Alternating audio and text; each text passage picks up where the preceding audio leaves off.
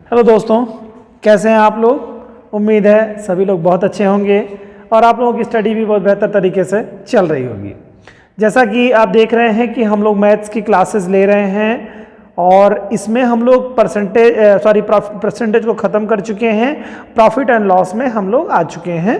Profit and loss में हम लोग कुछ एक वीडियोस हम लोग लगभग 4-5 प्रकार के हम लोगों ने टाइप के देख लिए हैं। आज उसी क्रम में हम लोग आगे बढ़ रहे हैं। प्रत्येक क्वेश्चन अलग अलग अपनी विविधताएं लिए हुए हैं। आगे लगभग 5-6 और मैं टाइप अब नहीं लिख रहा हूँ, आगे के क्रम में नंबरिंग क्वेश्चंस की कर दे रहा हूँ, ठीक है, जिसके हिसाब से टाइप हो जाएगा। अदरवाइज ये बहुत ज़्यादा टाइप हो जाएगा उस तरह से देखने में। वैसे भी आप समझें तो ये टाइप अगला आपका जो टाइप होगा वो छठा टाइप हो जाएगा, है ना। 4 टाइप या 5 टाइप तक उधर हुए थे, उसके बाद के क्रम में ये भी अलग टाइप का है। हर क्वेश्चन लगभग ऑलमोस्ट भिन्नता लिए हुए ही है। तो जितने भी प्रकार के क्वेश्चन प्रोबेबिलिटी है आने की और जितना कि क्वेश्चन आते हैं वो सारे क्वेश्चन हम लोग देख रहे हैं। आइए कुछ सीखते हैं, आज नई चीज़ को जानने का प्रयास करते हैं। क्वेश्चन दिया हुआ है, क्वेश्चन नंबर 9 में है, एक रेडियो को 2,750 रुपए में बेचने से एक व्यक्ति को 10% लाभ होगा। यानी 2750 रुपए में बेचने में एक रेडियो व्यक्ति को 10% का लाभ होता है। वह कितने में रुपए में बेचे कि उसे 15% का लाभ हो। ठीक है, इतने रुपए में बेचता है, कोई राशि से बेचता है, उसको 10% लाभ हो रहा है और उसका लाभ का प्रतिशत और बढ़ाना चाहता है वो, तो कितने में वह बेचे। तो इसके लिए फार्मूला होता है। देखिए मैंने कुछ सूत्रों को भी लिख दिया है। ये व्यवहारिक रूप से आपको समझने की बात है, सूत्र रटना नहीं होगा, आपको आसानी से इजिली समझ में आ जाएगा। तो क्या है कि एक तो लाभ का प्रतिशत हो रहा है और फिर 15% लाभ हो, इसके लिए उसे क्या करना होगा। तो क्या करना होगा कि 100 में उसके लाभ के प्रतिशत को जोड़ देना होगा, जितना प्रतिशत वो चाह रहा है, इनटू जो अब इसका जो विक्रय मूल्य है 250 रुपए बेचने में, एक जो विक्रय मूल्य है इनटू विक्रय मूल्य कर देना होगा और बटे में आप 100 प्लस जितना लाभ पहले वाले विक्रय मूल्य से हुआ है प्रतिशत लाभ वो जोड़ देना होगा। तो आपका सूत्र निकल के आ जाएगा। देखिए यहाँ सूत्र क्या है, यहाँ पर 2 फॉर्मेट में लिखा गया है, मैं आपको व्यवहारिक भी समझा दे रहा हूँ। अगर कोई वस्तु है किसी रेट में बेची जा रही है तो यानी कि उसका विक्रय मूल्य हो रहा है उस समय, और उस विक्रय मूल्य पे उसको 10% का लाभ हो रहा है, ठीक है, और वह लाभ 20%, 15%, 25% कुछ और लेना चाहता है। तो ऐसी स्थिति में क्या करेंगे कि 100 में जितना प्रतिशत वह लाभ लेना चाह रहा है, तो यहां पर जैसे 15% लेना चाह रहा है तो वह लाभ का प्रतिशत उसमें आप क्या करेंगे, मेंशन करेंगे, यानी जोड़ेंगे 100 में, इनटू जो पहले वाले जो लाभ का प्रतिशत मिला है, यानी कि पहले वाला जो विक्रय मूल्य है उसको उसमें गुणा कर देंगे, बटे क्या करेंगे 100 प्लस जो पहला लाभ का प्रतिशत है उसे जोड़ देंगे, तो आपका आंसर आ जाएगा। इसी को ही आप मान के चले कि जो मूल राशि है, जो बेचने वाली बिक्री राशि है, इसको अगर आप समझने की कोशिश करेंगे तो बिक्री राशि को इसको x मानेंगे और जो उस विक्रय राशि पर जो उसको लाभ होगा उसे y मानेंगे और कितने प्रतिशत लाभ उसको पाना है, यानी कि चाह रहा है वो 15% लाभ हो जाए तो उसे z मानेंगे आप। यही प्रतिशत दिया हुआ है, ठीक है। तो इसको क्या करेंगे, यही सेम फार्मूले पे आप रख देंगे। 100 प्लस क्या है जो लाभ प्रतिशत चाहिए होता है उसको आप 1-2 बार बेटा एक्सरसाइज जब करोगे बच्चों तो आपको ऑटोमेटिकली अपने आप समझ में आने लगेगा। तो लाभ प्रतिशत चाहिए कितना भाई, 15% ये लाभ लेना चाह रहे हैं, 10% लाभ इतने में पा चुके हैं, तो जितने में लाभ लेना चाह रहे हैं उतना प्रतिशत आप लिख दीजिए, उसके बाद में इंटू कर दीजिए जितने में वो विक्रय मूल्य हुआ है 10% लाभ के। पहला जो विक्रय मूल्य हुआ है उस पहले विक्रय मूल्य को लिख दीजिए 2750 बटे आप क्या करेंगे 100 और पहला वाला जो मूल्य का प्रतिशत है, पहला वाला जो विक्रय मूल्य पर जितना प्रतिशत लाभ हुआ है यानी 10% का लाभ हुआ है उसे आप जोड़ दीजिए। यही आपका फार्मूला है। इसी फार्मूले को आप व्यवहारिक रूप में समझेंगे तो ये इस रूप में आपको आ जाएगा। तो इसको XYZ के फॉर्मेट में भी लिख सकते हैं या इसको आप कह भी सकते हैं 100 प्लस कितना लाभ प्रतिशत लेना है तो लाभ का प्रतिशत आप यहाँ पे लिख सकते हैं, लाभ का प्रतिशत Z की जगह पर, और उसके बाद में पहला विक्रय मूल्य इंटू पहला विक्रय मूल्य बटे 100 प्लस पहला जो विक्रय मूल्य पर उसको जो जितने प्रतिशत लाभ हुआ है वह जो प्लस हो जाएगा। बस यही इतना है इसमें। आप सॉल्व करिए, क्वेश्चन का आंसर लीजिए और आनंद उठाइए।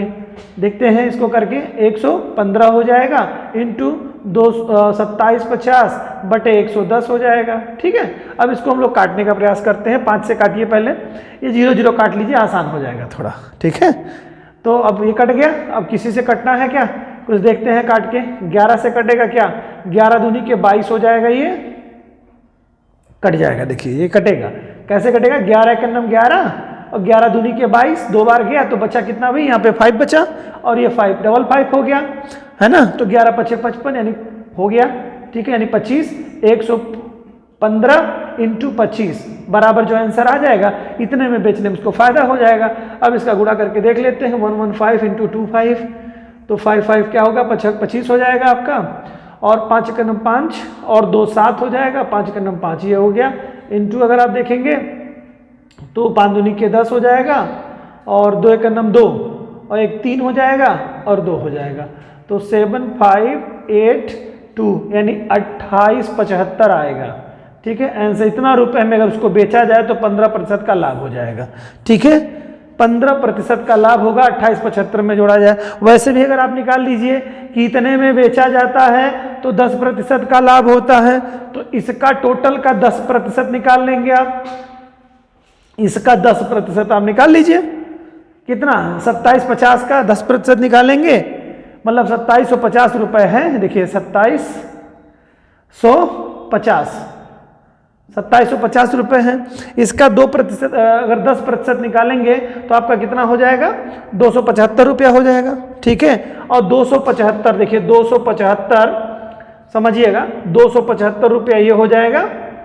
अब मतलब यानी कि 275 इसका है और प्लस उसका आधा 15% जोड़ देंगे तो आपकी राशि यही आ जाएगी आपकी 275 में। ठीक है, 5% और जोड़ना पड़ेगा, जैसे 275 में निकालने के लिए अगर आप देख रहे हैं तो 275 ये हो गया। अब 275 का आधा आप करेंगे तो जो भी आपका आधा आएगा उसमें से आप ये तो 10% लाभ है ना, और 10% इसका आधा और जोड़ देंगे तो 15% नहीं हो जाएगा, तो ये इस तरह से आपका इस राशि में आ जाएगा। बहरहाल आप समझ गए होंगे मेरी बात को।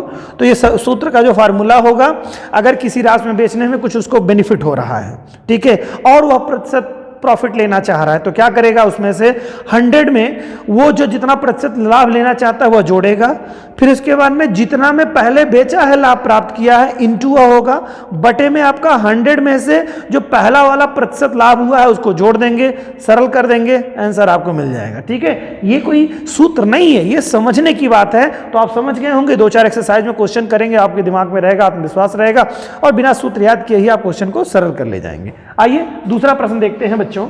दूसरे प्रश्न में क्या पूछा है, किसी वस्तु को 900 रुपए में बेचने से किसी व्यक्ति को 25% की हानि होती है। 900 रुपए में बेच देता है तो उसे 25% की हानि पहुंच जाती है। इस वस्तु को 1600 रुपए में बेचने में कितने प्रतिशत का लाभ होगा।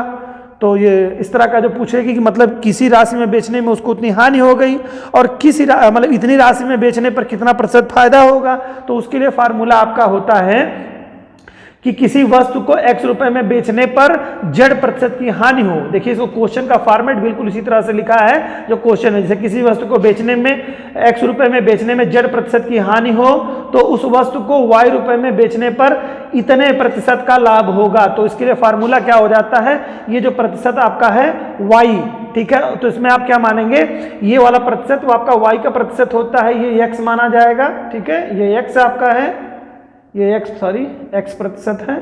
ठीक है, ये x प्रतिशत है और ये क्या है आपका y प्रतिशत है, आपका y है, तो ये x और y का आपका होगा और ये जो आपका लाभ है वो z के प्रतिशत में आ जाएगा। ठीक है, z के प्रतिशत में जब देखेंगे तो ये जब प्रतिशत निकालेंगे तो यहाँ पर देखिए ये प्रतिशत जो होगा वह बेटा ये z होगा और ये y होगा। ये फॉर्मेट बनेगा इसका, क्योंकि एक ही प्रतिशत है जो कि दिया गया है तो z जो होगा वह प्रतिशत होगा।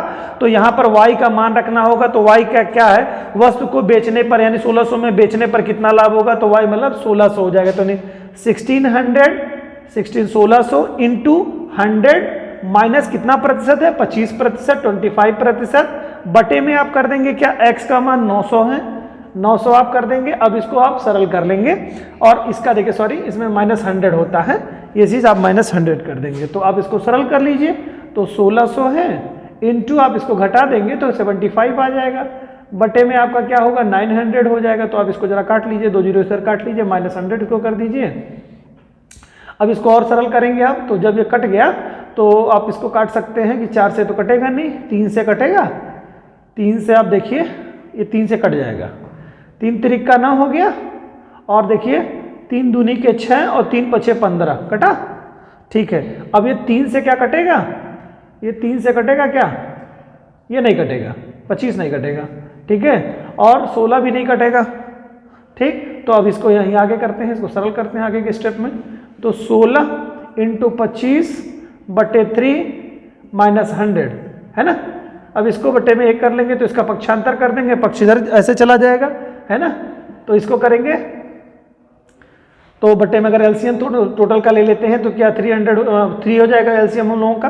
तो यहाँ पे क्या हो जाएगा 16 × 25, मत करिए साल, कोई जरूरी नहीं है साल गुणा कर रहे हैं आप, ऐसे भी आ जाएगा आपका आंसर। ठीक है, और यही जब इसका जाएगा तो 300 हो जाएगा, यहाँ पे -300 हो जाएगा। बटे में आप करेंगे और सरल कर लीजिए, लेकिन इसको करना ही पड़ेगा क्योंकि तभी आप घटा पाएंगे इसमें से, है ना। तो करना ही पड़ेगा आपको, तो कर लीजिए 16 × 25 आप कर लीजिए, और 6 × 5 = 30 हो गया, और 5 × 9 = 5 3 8 है ना, 16 × 5 = 80 हो गया। ठीक है, और 16 दूनी के 32 हो जाएगा आपका, 6 दूनी के 12 और 2 दूनी के 4 और 3, अरे हाँ ये हो गया 6 दूनी के 12 के 2 हाथ में लगा 1, सॉरी 2 × 9 = 2 1 3, ठीक है 0 हो जाएगा, 8 2 10 3 1 4, 400 हो जाएगा यहाँ पर।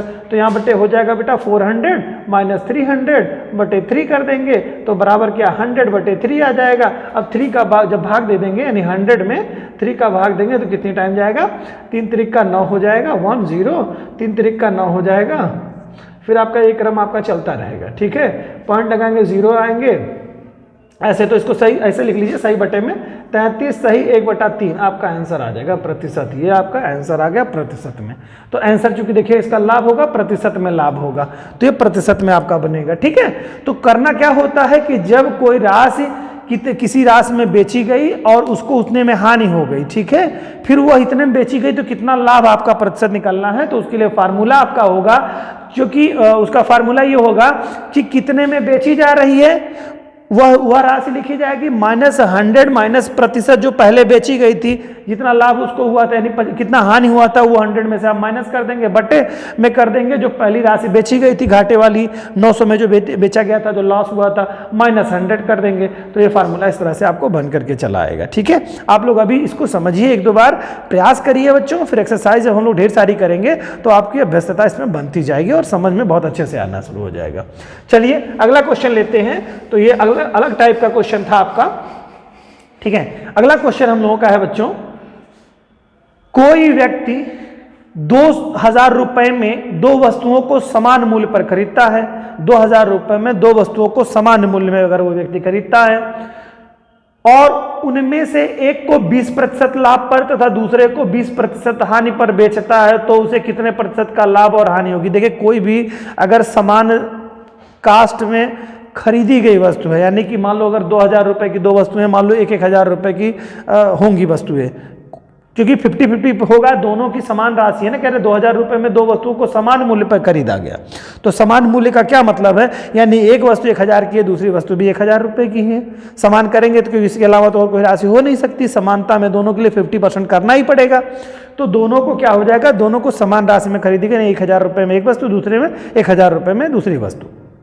ठीक है, अगर 2000 के बदले में 8000 होता तो 4-4000 की हो जाती, जितने का होता उसका 50% कर देते। ठीक है, और एक वस्तु को 20% लाभ में बेचा जा रहा है और दूसरे को 20% हानि में बेचा जा रहा है, तो भाई दोनों का प्रतिशत तो समान, किसी को फायदा मिला 20%, किसी में 20% घाटा हो गया, तो कोई लाभ हुआ क्या, कुछ नहीं होगा। जब एक ही मतलब समान रेट से 2 वस्तुएं खरीदी जाएंगी, एक पर 20% फायदा और दूसरे पर 20% हानि, या मान लो 30% फायदा 30% हानि, 40% फायदा 40% हानि, जितने भी प्रतिशत का फायदा होगा सेम प्रतिशत का हानि अगर होगा तो कोई प्रॉफिट, मतलब ना तो उनको कोई हानि होगी ना ही कोई फायदा होगा, समान मूल्य पे ही बच जाएगी, मतलब बिक जाएगी वो, तो कोई प्रॉफिट नो लॉस। ठीक है, तो कोई प्रॉफिट कोई लॉस नहीं होगा। तो क्वेश्चन पूछे कितने प्रतिशत का लाभ अथवा हानि होगी, तो 0% का लाभ और 0% की हानि होगी। ठीक है, कुछ भी आता है तो इसका लिए देखिए फार्मूला यहाँ पे है, यदि कोई व्यक्ति X रुपए में 2 वस्तुओं को समान मूल्य पर खरीदता है, समान मूल्य, ध्यान रहे हमेशा समान मूल्य होना चाहिए, यानी दोनों एक ही कास्ट की होनी चाहिए, और उसमें से